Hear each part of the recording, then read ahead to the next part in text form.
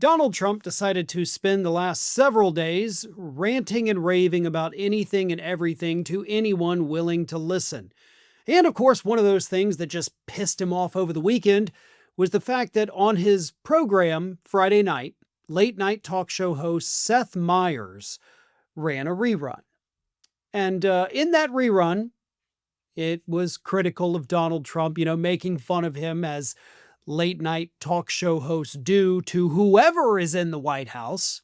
I mean, they made fun of Trump. They made fun of Biden. They made fun of Obama. They made so much fun of George W. Bush, Bill Clinton, H.W. Bush, Reagan, Carter, Ford, Nixon. Like, it's a thing that comedians have been doing in the country for decades. And up until Donald Trump became president, most of them either ignored it or just laughed it off because they were men, right? May not be men that I agree with on literally any issue, some of them criminals, of course, but they were men about it. But President Thin-Skinned Baby Bitch Pants, Donald Trump, can't handle it. So Trump got on Truth Social this weekend and said this about Seth Meyers. NBC's Seth Meyers is suffering from an incurable case of Trump derangement syndrome, TDS. He was viewed last night in an uncontrollable rage, likely due to the fact that his show is a ratings disaster. Aside from everything else, Meyers has no talent, and NBC should fire him immediately. And again, this was a rerun of an episode that had actually aired a couple weeks prior.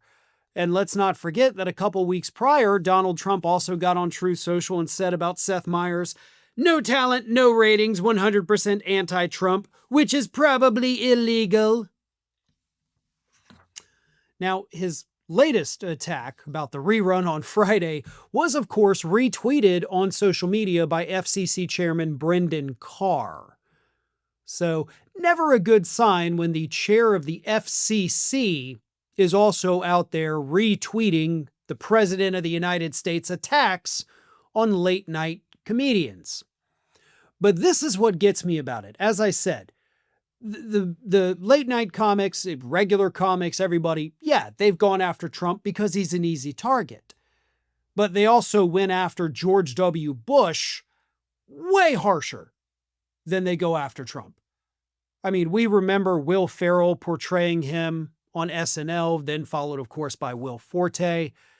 They just absolutely skewered him as being dumb as a rock and not being able to, create words that were actually words or complete sentences. There were day calendars, the little you tear off a page each day, that had Bushisms that just said a stupid thing that George W. Bush actually said. He took it in stride. As evil as that man was, likely, in my opinion, definitely a war criminal, he didn't sit there every day and piss and moan and go whine to reporters, "Everybody's so mean to me." Obama didn't do it. Clinton didn't do it. And God knows towards the end of his administration, they had a lot to mock him for, and they did.